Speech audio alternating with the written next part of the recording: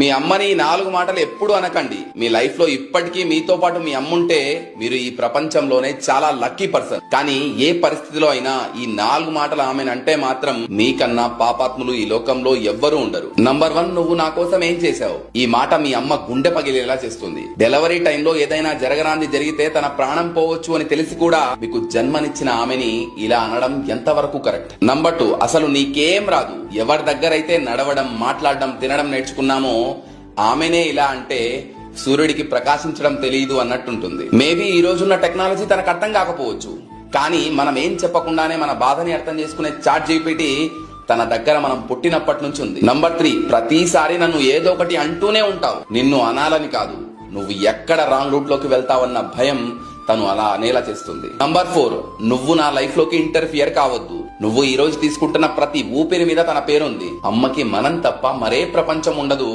అలాంటి అమ్మని ఇలా అనొచ్చా? అమ్మ మీ దగ్గర నుండి దూరమైన రోజు మీకు అర్థమవుతుంది ఈ ప్రపంచంలో ఏది ఆశించకుండా నిస్వార్థంగా ప్రేమించే ఒకే ఒక పర్సన్